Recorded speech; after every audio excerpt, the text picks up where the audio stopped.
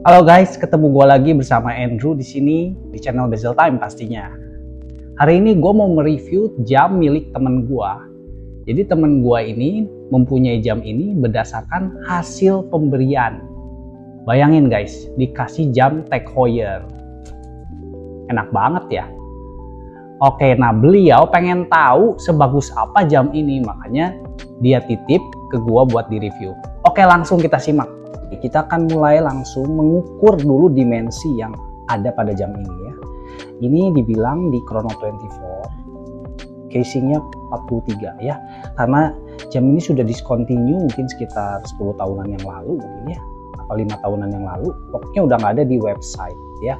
Jadi ini 43 mm itu katanya, tapi itu maksudnya dari case bagian belakang guys.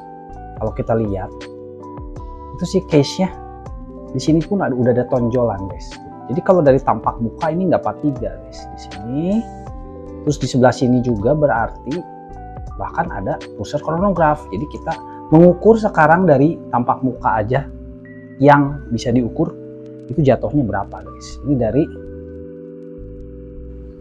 bezel ke bezel sini ya. Itu 43,7 gitu ya. Ini kan bezel ke bezel. Karena kalau kita lihat dari sini ini lebih lebar lagi. Jadi ini yang paling kecil tadi 43,7 kurang lebih. Tapi kalau kita melihat sampai pusar itu berapa? 46 nih ya. Jadi jam ini dimensinya besar guys. Antara 45 gitu ya kelihatannya. Oke, sekarang kita lak-tulaknya berapa? Sebenarnya nggak masalah 45 diameter asal lak-tulaknya kecil, pendek. Lak-tulaknya 51 guys. Jadi ini besar. Ya, nanti kita akan coba di pergelangan tangan gua. Kemudian kita ukur braceletnya dulu.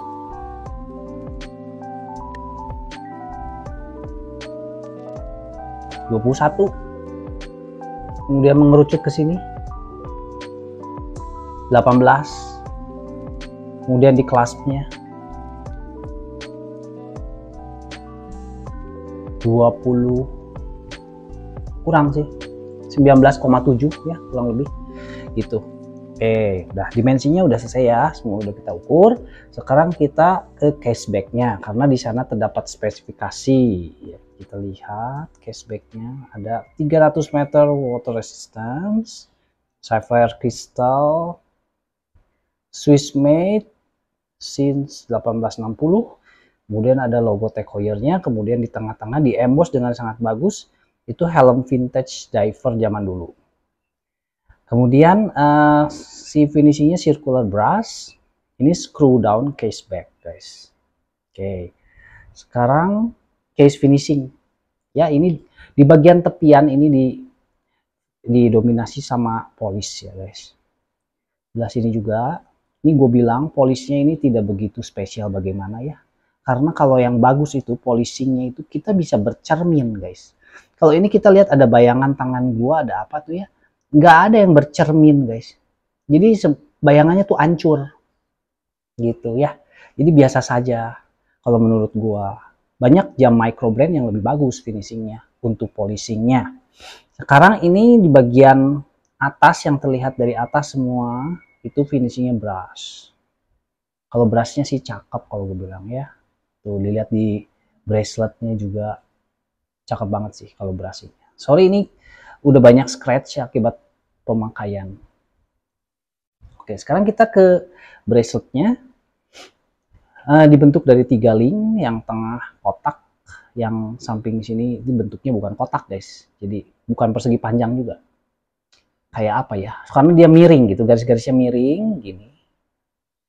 Gue bilang sih lebih bagus daripada yang standar oyster. Ini kan bergaya oyster ya guys. Kita lihat bagian tengah linknya dia ada ada segi lagi di sini. Jadi bikin desainnya lebih unik dan lebih keren sih kalau menurut gue ya. Sini bisa gini guys, bisa kayak nyangkut gitu. Tuh kayak gini. Tapi ini nggak masalah sih kalau misalnya dipakai nggak pengaruh. Ini artikulasinya sangat bagus guys, sangat bagus. Brushingnya sangat cakep. Di bagian sini polish, Ini screw pinnya bukan pakai screw pin ya, tapi pakai push pull yang masih harus diketok tuh kalau misalnya mau ganti bracelet ukuran bracelet ya. Sini ada diver extension, kita buka. Nah, gini ya. Nampak polis ya finishingnya. Sini lagi. Terus oh ya, di bagian belakang ini gue nggak ngerti kenapa Tag Heuer memberi titik-titik. Ini titik-titik apa ini, buat apa ini? Buat ngumpulin kotoran guys. Ya coba lihat, jadi kalau pas gue cuci ini hasilnya kayak begini. Lap-lap gue sampai hitam-hitam begitu ya. Dan gue cuci lagi sampai 3 kali baru bersih guys. Oke, sekarang kita lihat ini deployan kelasnya. Tampak premium dengan double pusher guys, dengan double pusher ya. Kita lihat di dalamnya ada tulisan apa, Tag Heuer. Semua finishingnya brass, bagus ya. Kemudian di sini juga tulisan stainless steel. Kemudian ada kode apa nih, bentar. Ini ada kode rantainya ya. Sekarang kita ke bezel material. Terus terang ini Tag Heuer tidak memberikan informasi ini bezel insertnya apa ya, karena kalau gerigi bezelnya udah jelas stainless steel ya. Di finishing begini ya, ada gerigi bezel tapi ini sebenarnya bersegi ya, tidak bulat guys, ada segi-seginya. Kemudian ada kotak, ini berfinishing polish. Ini ciri khas Tag Heuer ya dalam membuat bezel. Ini gerigi bezelnya stainless steel, tapi apakah ini insertnya seramik atau apa bahannya tidak dikasih tahu ya. Tapi yang jelas gue menemukan ada titik bekas kebentur di sini guys. Nah ini guys, kayak ada titik guys di situ tuh. Nah ini ya, jadi bisa cacat. Kemudian di sini ada terbentur goresan guys, seperti kegores keras nih di atas yang tanda segitiga ya. Nah setelah gue membaca beberapa review dari di luar sana, ini katanya bezelnya insertnya adalah aluminium ya, jadi sama aja kayak jam Seiko kayak gitu yang aluminium ya, tapi finishingnya diduga kuat ini adalah finishing black ion, jadi dia seperti disepuh ya. Jadi finishingnya mengkilat seperti seramik juga bisa aja, tapi bukan padahal guys, ini cuma aluminium. Sekarang kita coba bezel puternya ya. Kita dengerin juga bunyinya. Oke. Ini kita melihat ada isu misalignment. Kita lihat tidak tepat di markernya ya guys. Dia nggak tepat guys. Sedikit backplay, sedikit goyang. Kemudian kita lihat juga di bagian pinggir sedikit bouncing ya guys. Ini merata bouncingnya semua begitu tuh, ada sedikit bouncing. Oke, sudah. Sekarang kristalnya flat sapphire crystal bergaya top hat, jadi dia agak naik guys ini posisinya ya, tanpa anti reflective coating ya. Jam semahal ini masih belum pakai anti reflektif ya guys. Kemudian kita masuk ke dial. Oke, di dial paling atas kita lihat ada dead window. Ini sorry agak kehalangnya, coba gua putar dulu. Dead window-nya bagus, dia ada double window, jadi ini grande date ya, besar gitu sini. Tuh ya, gua ini dulu. Finishingnya premium, kita lihat dia beda ketinggian guys, jadi yang 0 itu lebih tinggi, sedangkan yang 8 dia lebih masuk posisinya ya. Kita coba ya putarannya bagaimana. Nah begini.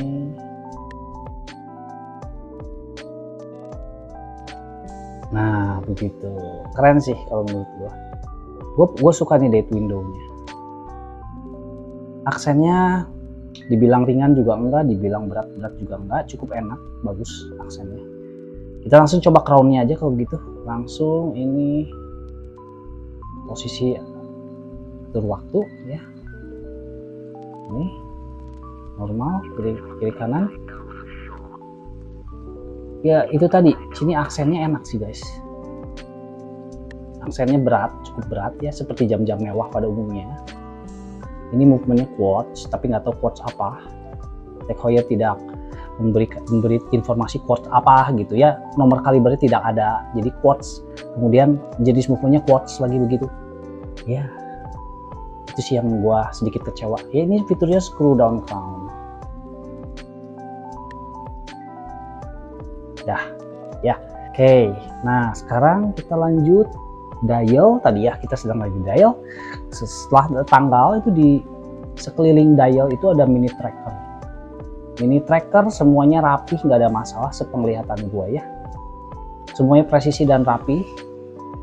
Kemudian marker-marker jamnya itu adalah bergaya maxi khas jam diver, berwarna putih.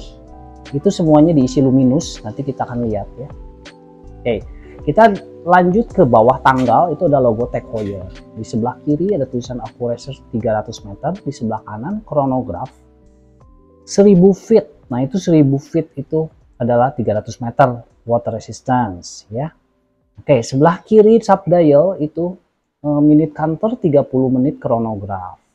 Sebelah kanan subdial itu adalah sub second. Kemudian yang di bawah ini guys, ini adalah 1/10 detik. Kita coba kronografi ya. Nah, begini guys. Nanti dia berhenti guys kalau udah berapa lama ya. Karena supaya hemat energi mungkin. Oke, kemudian kita lihat ini si permukaan dial. Ya, dia itu bagian tengahnya itu ada lingkaran lagi guys. Tuh. Jadi kalau kita lihat ya, ada yang bagian tengahnya lebih tinggi guys. Tapi nggak terlalu kelihatan sih gitu. Oke, nah oh ya kita lihat tuh setelah 30 menit chronograph berjalan, si 10 detiknya dia berhenti guys. Nah sekarang kita lanjutkan ke hands ya. Handsnya ini ide dari Tag Heuer untuk mensiasati supaya hands diver itu tidak menghalangi jarum chronograph guys. Jadi dibuat skeleton dia ya sedikit cerdas. Oke, tapi akibatnya apa? Ya itu luminous yang buat jam tangan diver itu jadi sempit, jadi kecil, nggak bisa dibuat sejelas kalau tidak ada chronografnya. Itu kan udah gue sampaikan di video sebelumnya ya. Di video sebelumnya gue sudah jelaskan.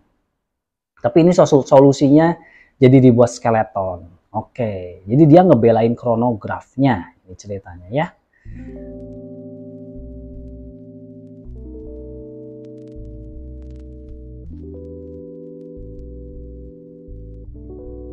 Nah, sekarang kita lihat nih, mana yang tidak legible. Nah, itulah dia yang Tag Heuer. Ya, ini akibatnya gara-gara ngebelain ada chronograph dan dibuat skeleton. Hands-nya, sebetulnya ini nggak jelek ya guys. Si luminusnya ini walaupun yang Seiko Diver dia masih lebih terang ya. Cuman ini sebetulnya lumpipnya kurang bagus guys. Ya. Lumpipnya itu penting itu buat mengetahui batas waktu di dalam air. Oke, sekarang kita akan coba pura-pura pakai di tangan gua ya. Tangan gua itu punya lebar 53,5 mm. Sedangkan tadi ini 51 mm jarak lak to laknya, jadi ini mepet sih kalau kata gua bilang ya. Ini kata gue bilang kebesaran, tapi gimana nih menurut kalian? Coba lihat. Nih guys, bagaimana guys? Ini kebesaran nggak? Kalau menurut gue sih kebesaran guys. Ya, tebelnya, besarnya, ini kegedean sih kalau buat gue. Oke, sekarang kita lanjutkan ke cara baca chronograph-nya guys. Ya, kita sambil dengerin juga aksennya. Ini stop ya, sekarang kita stop nih, tak. Nah jadi ini cara baca chronograph-nya gimana guys. Dia itu 2 menit 4 detik, 7 guys. Nah jadi yang subdial di bawah itu menunjukkan 1/10 detik ya. Jadi akurat ya, bisa tahu 0, berapa detik gitu. Kemudian kita reset. Nah, begitu. Dia berputar satu arah sampai ke angka 0. Ya, kita dengerin sekali lagi si aksennya ya. Start, stop, kemudian reset. Nah, begitu. Oke, akhirnya kita sampai pada kesimpulan. Jadi kita tampilkan dulu ya harganya di pasaran sekarang berapa. Ini bukan baru ya, tapi seperti baru. Kadang-kadang pedagang suka nyetok ya barang-barang jam kayak begini. Kalau dulu gua taksir harganya ini kira-kira 25 jutaan ya. Kalau beli di toko mungkin sekitar 10 tahun lalu. Sekarang sudah turun, tapi mohon maaf, gua mau berkata jujur ya, untuk value for money jam ini itu nggak bagus, not good ya. Masih ada pilihan-pilihan jam Swiss lainnya yang punya kualitas kurang lebih sama, bahkan mungkin lebih bagus ya. Tapi harganya cukup jauh di bawah, bisa sekitar 60%-nya dari ini gitu. Terus yang gua suka dari jam ini ada 3. Yang pertama adalah kualitas dan desain braceletnya bagus. Lalu fitur tanggalnya memakai double window, namanya Grande Date. Itu gua suka, bagus. Kemudian ketiga adalah skeleton hands. Jadi fitur chronograph-nya terpakai secara sempurna di sini. Untuk functionality jam ini ya, dipakainya gimana itu masih cukup baik sih. Pertama, chronograph sangat terpakai. Kedua, dia bisa tahan air mau berenang dimanapun atau melakukan kegiatan-kegiatan permainan air ya, kecuali diving, karena dia luminusnya itu diragukan sih menurut gua akan terpakai untuk diving. Dan lumpipnya ya, tadi lumpipnya yang ada di bezel, titik luminus yang di bezel itu kurang kuat sih, kurang tahan lama. Tapi ya, ada satu hal yang mengecewakan dari brand Tag Heuer. Jadi mereka itu tidak transparan, si spesifikasinya tidak begitu detail gitu. Disebut ini udah gue liatin ya websitenya. Jadi quartz itu kaliber berapa, isinya quartz. Terus movementnya jenisnya quartz lagi. Jadi nggak tahu quartz apa yang dipakai ya. Terus tadi mau mengetahui ininya apa, material bezelnya aja susahnya setengah mati, sampai dibantuin cari sama temen gua, nggak ketemu gitu. Itu apa itu bezel insertnya?